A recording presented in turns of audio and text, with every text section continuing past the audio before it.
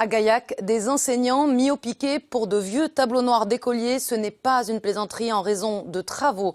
Des professeurs d'un collège avaient décidé de mettre à l'abri de vieux tableaux d'école voués à être jetés. Aujourd'hui, leur établissement les accuse de vol. Maria Laforcade, Véronique Galli. L'histoire pourrait prêter à rire si elle ne prenait pas une tournure si sérieuse.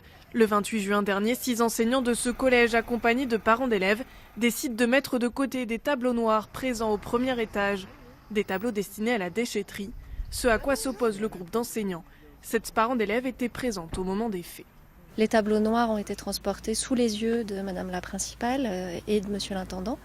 À aucun moment il ne nous a été demandé d'arrêter.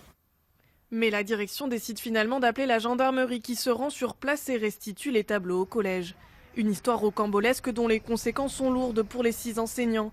Accusés de vol par l'établissement, ils font également face à une procédure disciplinaire. Des mesures qui choquent cette enseignante qui se dit solidaire de l'action de ses collègues. Il ne s'agissait pas du tout d'imposer l'utilisation unique du tableau noir dans le collège, mais simplement que les collègues qui ont besoin de l'utiliser parce qu'il a un intérêt pédagogique puissent le faire. Je ne comprends pas pourquoi les professeurs sont mis en cause et pas les parents. Ils ont quand même subi des perquisitions à domicile, ce qui est d'une violence insupportable. Nous, on ne nous demande rien de plus, donc ça ressemble vraiment à de l'acharnement hiérarchique. Le conseil départemental propriétaire des lieux et du matériel assure de son côté avoir consulté l'ensemble des enseignants. Sur 67 enseignants, 5 étaient contre le fait de mettre des tableaux blancs.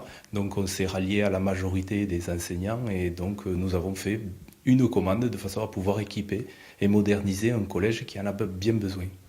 Une pétition en soutien aux 6 enseignants a été mise en ligne jeudi dernier. Elle a déjà recueilli près de 8000 signatures.